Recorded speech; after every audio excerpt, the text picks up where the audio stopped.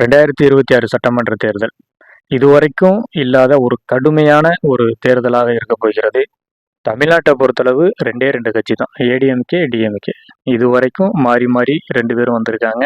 அவங்களுக்கு ஆட்சியை பிடிக்கணும் அப்படின்றனால தேவையான கூட்டணி கட்சிகளை அமைச்சு அதன் மூலமா வெற்றியை அமைச்சு ஆட்சியில் அமர்ந்திருக்காங்க. ஆனால் 2026 சட்டமன்ற தேர்தலில் புதுசாக வந்த விஜய் கட்சி டிவிகே வந்து பார்த்தீங்கன்னா எந்த ஒரு கூட்டணியும் எங்களுக்கு தேவையில்லை, ஆனால் ஆட்சி அதிகாரத்தை நாங்கள் பிடிப்போம் அப்படிங்கிறத உறுதியாக இருக்கிறாங்க.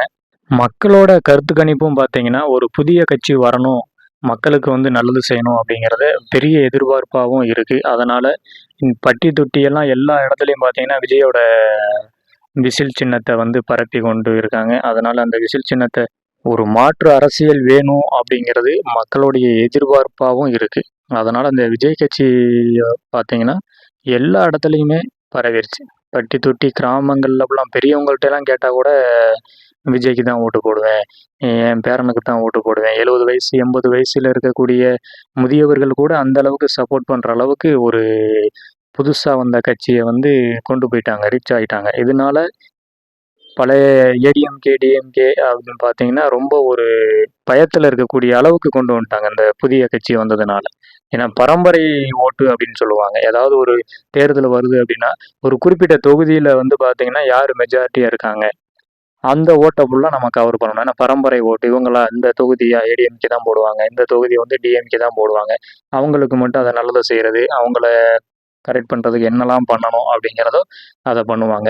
இந்த பரம்பரை ஓட்டை வச்சு செவிச்சு நம்ம ஆட்சியில் உட்காந்துடலாம் அப்படிங்கிற ஒரு எதிர்பார்ப்பு இருந்ததும்.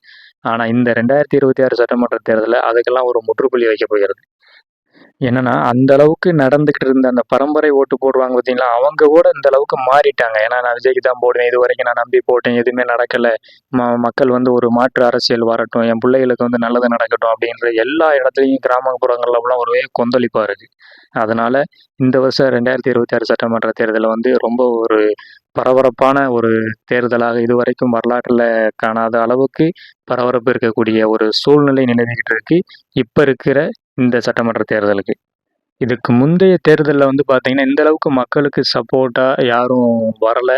அதனால் மக்களும் வந்து அந்த 2 கட்சியை மட்டும் மாற்றி மாற்றி போட்டாங்க இந்த பரம்பரை ஓட்டுன்னு. ஏன்னா எனக்கு தெரிஞ்சு ஒரு முதியவரிடம் நாங்கள் கேட்டபோது, நானும் ஃப்ரெண்டும் கேட்கும்போது என்ன சொன்னாங்கன்னா, ஐயா நீங்கள் யாருக்கு ஓட்டு போடுவீங்க அப்படின்னு கேட்டோம்.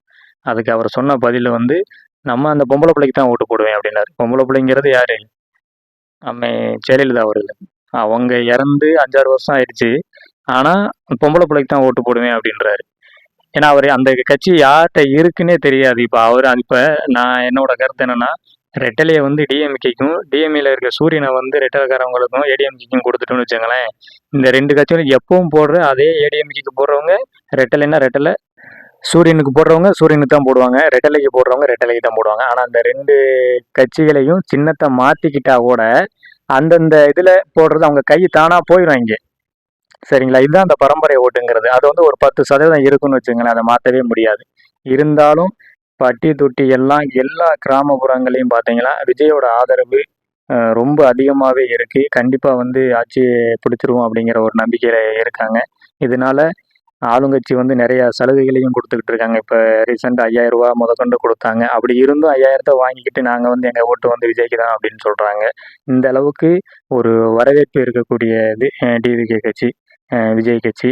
ஏன்னா விஜய் என்ன சொல்கிறாரு அப்படின்னா, நாங்கள் வந்து ஊழலே பண்ண மாட்டோம், எங்களுடைய அரசியல் வந்து வித்தியாசமாக இருக்கும், இது வரைக்கும் வரலாற்றில் இல்லாத ஒரு புதிய ஒரு மாற்றத்தை நாங்கள் கொண்டு வருவோம் அப்படின்னு சொல்கிறனால மக்களுக்கு அது பிடிச்சிருக்கு. ஏன்னா மக்களும் அதைத்தான் விரும்புகிறாங்க. ஒரு மாற்று அரசியல் வேணும் அப்படின்னா இப்போ இருக்கிற சூழ்நிலை கொலை கொள்ளை எல்லா இடத்துலையும் பார்த்தீங்கன்னா பிரச்சனை, மகளிர்கள் வந்து பொதுவான இடத்துல செல்ல முடியல. அப்படிங்கும்போது ஒரு மாற்று அரசியலை வேணும் அப்படின்னு மக்களும் விரும்புகிறாங்க. அதற்கான ரிசல்ட்டையும் கொடுப்பாங்க அப்படிங்கிறது இருக்குது.